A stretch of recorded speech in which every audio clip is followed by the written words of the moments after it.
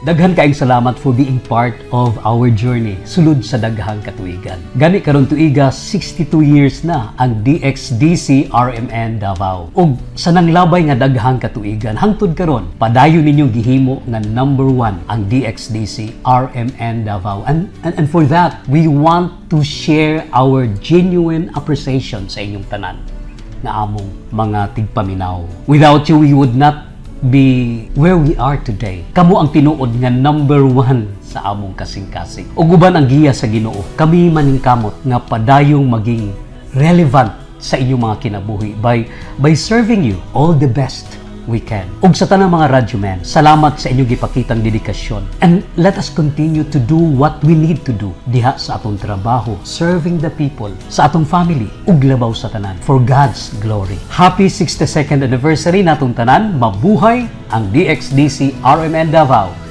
And God bless us all.